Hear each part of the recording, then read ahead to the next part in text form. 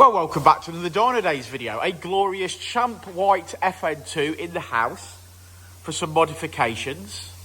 Richard's already done a timing chain on this vehicle whilst it's been in.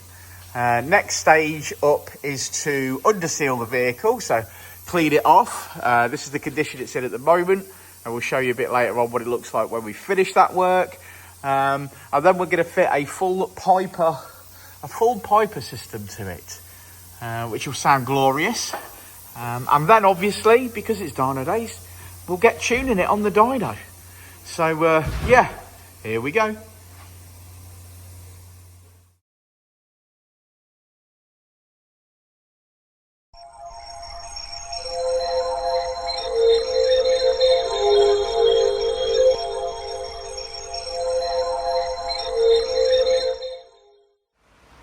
Okay, so all the hard work is done by our Richard. As you can see, the beautiful Piper True 3-inch exhaust system is on there. It's got the manifold, it's got the decat or sports cat section, depending on what you want to choose. But also, it's looking lovely under here now. So realistically, the next step is to get it up on the dyno and start tuning on the ecutek software. Ooh, look at that. Okay, it's up on the dyno, strapped, ready to rock and roll. It's time to put it through paces and then use the ecutek software to tune the stock ECU. Championship white, there we go.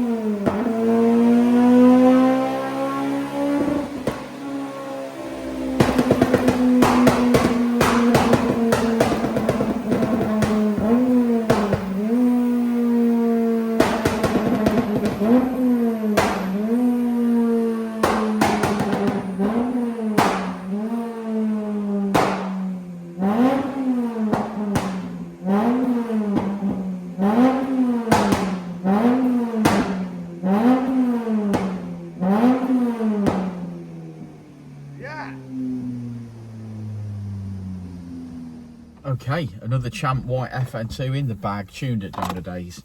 Did all right, this one. Yeah. It's only got what the modifications that Richard's fitted. So Piper Manifold, Piper True 3-inch decat, and Piper True 3-inch exhaust. It sounds incredible. Richard's added some flame, so you've seen that already. That was my favourite bit of the video, obviously. But we've also done a timing chain on this. Did a timing chain on it, valve clearances on it. Had a real good oil leak. It was coming from the rock cover gasket, so obviously we did that.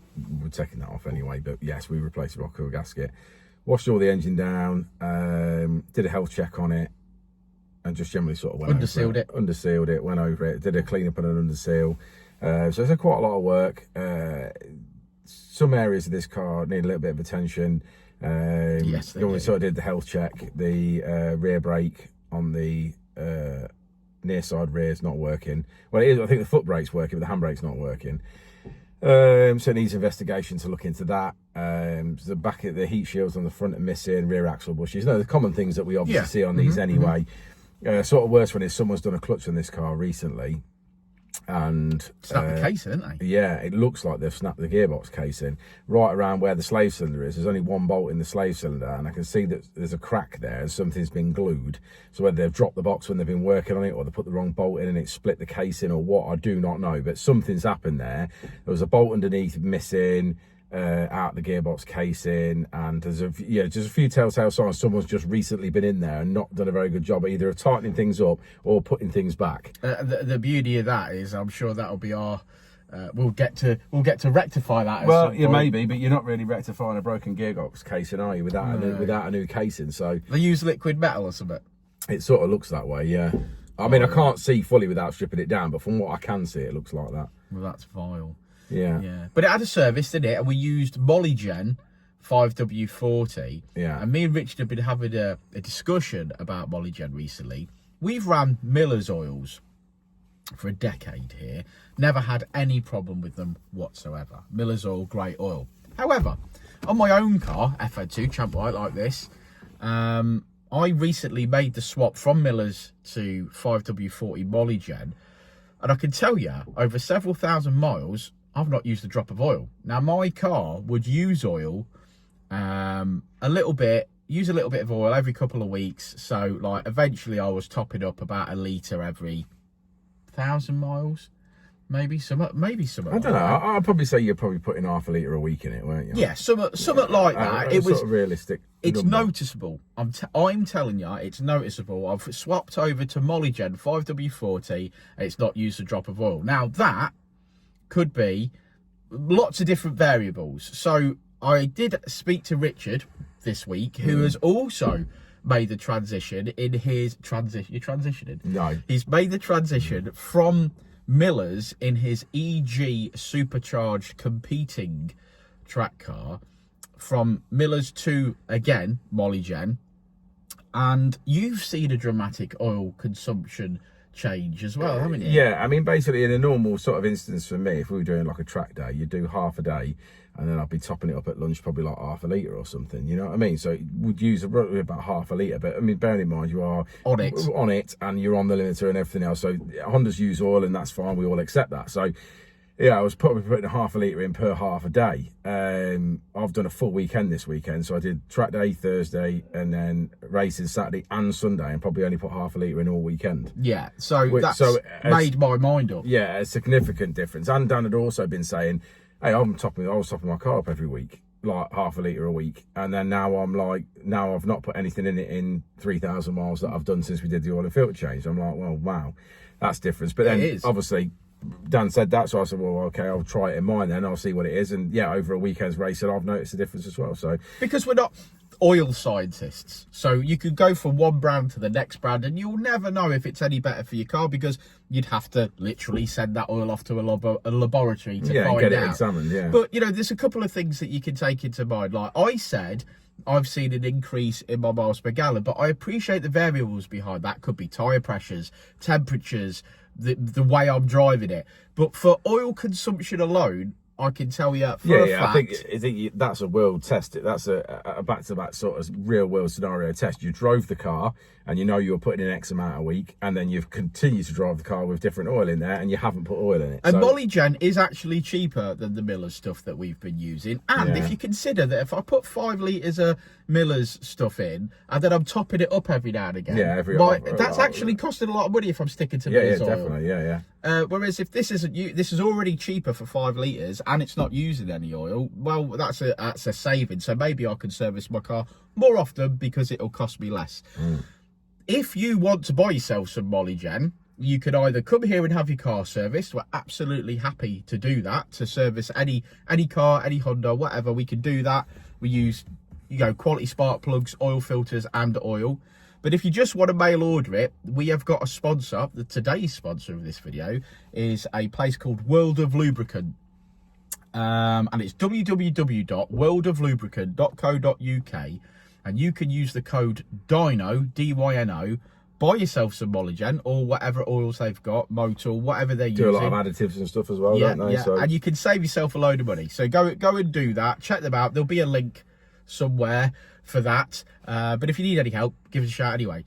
But yeah, this car's had that. So hopefully that's going to save him some oil, and we're dead happy with it.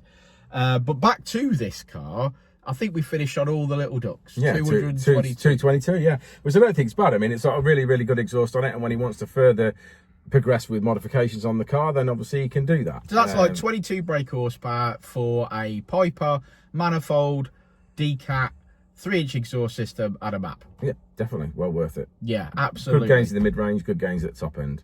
Obviously, he's got his flames on as well, so all in all, he's got some nice stuff going on. Yeah, it is. Nice car. Should we have a look at that graph? Let's look at the graph, mate. So, say it with me, guys. Red line as she came in, blue line as she leaves. Power in the mid-range there, power at peak. Happy with that. Finishing on 222. Obviously, the run before, we'd already modified the car. So, yeah, dead happy with that. Go check out our sponsor, worldoflubricant.co.uk. If you need insurance for a modified car, go check out Greenlight and say that Dynodaze sent you, and you'll save yourself 15%, which I might need to do myself soon. But thanks for sticking around to the end of the video, guys. Like and subscribe and all that jazz, and we will see you on the next one, won't we, Richard? Well, indeed. We will indeed.